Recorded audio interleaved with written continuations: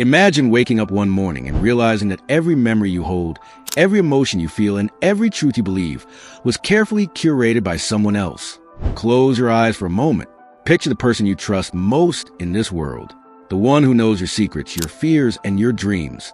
Now, imagine that same person is actually an architect, not of buildings, but of your mind. They haven't been building a life with you. They've been building a cage around you, a cage made of invisible bars, forged in the fires of dark psychology. In the next few minutes, we aren't just going to talk about toxic people. We are going to perform a psychological autopsy on the most dangerous predator in modern society, the narcissist. We will peel back the skin of their perfect exterior to reveal the 7 lethal tactics they use to hijack your nervous system. Pay close attention. This isn't just a video. For some of you, it's a mirror. And for others, it's the only map out a labyrinth you didn't even know you were trapped in. Let's begin. In the world of psychology, what you are experiencing is often dismissed as drama. But scientists have a far more precise term for it: narcissistic abuse syndrome. To the outside world, your partner, friend, or boss might seem like a pillar of the community. Charming, successful, and empathetic.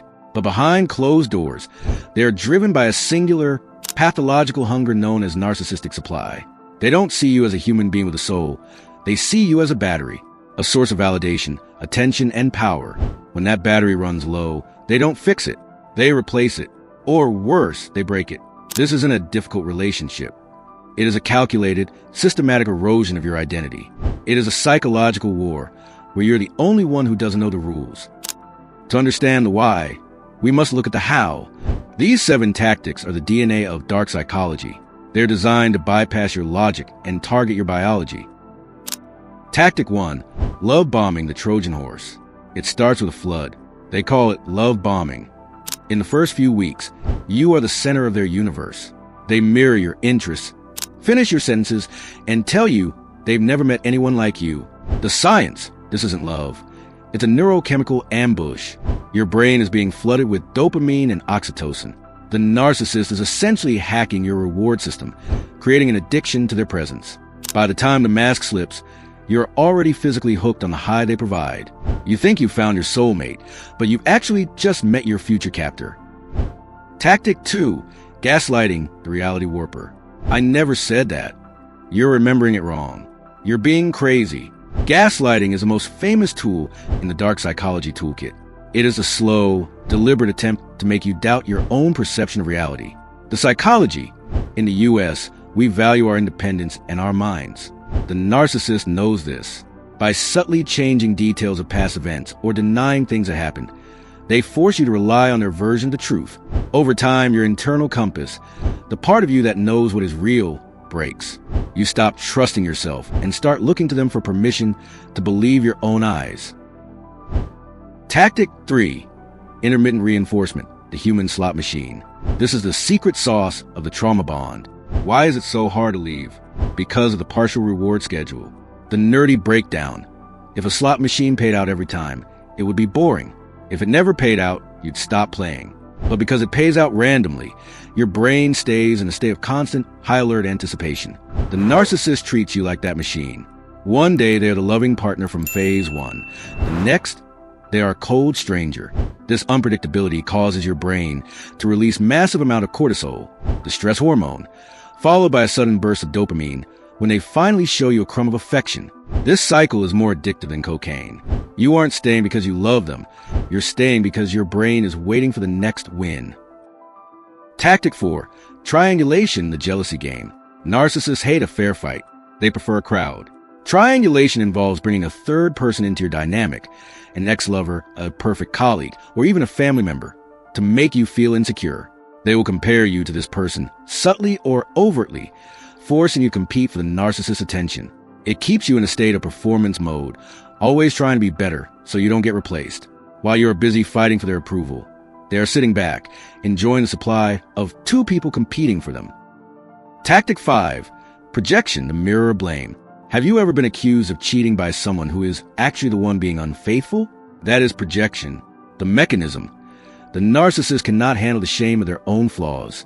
To cope, they project those flaws onto you. If they are lying, they call you a liar. If they are being manipulative, they call you the manipulator. It serves 2 purposes: It offloads their guilt, and it keeps you busy defending yourself against false accusations, so you never have the energy to point out what they're doing. Tactic 6. The silent treatment, the void. Silence can be louder than a scream. The silent treatment, or stonewalling, is a power move designed to make you feel invisible. The impact. Research shows that social exclusion and the silent treatment activate the same regions of the brain as physical pain. By withdrawing their presence, the narcissist is effectively starving you of the connection your biology requires. It forces you to apologize for things you didn't do, just to end the agonizing silence. Tactic 7. Hoovering, the vacuum of control. Just when you think you're out, they pull you back in. Named after the vacuum cleaner, hoovering is a tactic used when the narcissist senses they're losing control. They might send a thinking of you text, stage a fake emergency, or offer a tearful, seemingly sincere apology. But make no mistake, they haven't changed. They just need to know the battery still works. Once they've sucked you back into the cycle, the abuse usually returns, often worse than before. You might think, I can handle it, I'm strong. But dark psychology doesn't care how strong you are. It targets your hardware, not your software. If you stay in this cycle, the damage becomes physiological. Chronic exposure to the dopamine cortisol roller coaster leads to CPTSD, complex post-traumatic stress disorder. Your brain's amygdala, the fear center, becomes permanently enlarged, leaving you in a state of constant anxiety. Your prefrontal cortex, the part responsible for logic and decision-making, actually begins to shrink. You lose your hair, you lose your sleep, you lose your health. But the greatest loss is the what if. What if you had spent those years building a life instead of surviving a war? What if the person you were meant to be is currently buried under layers of someone else's manipulation?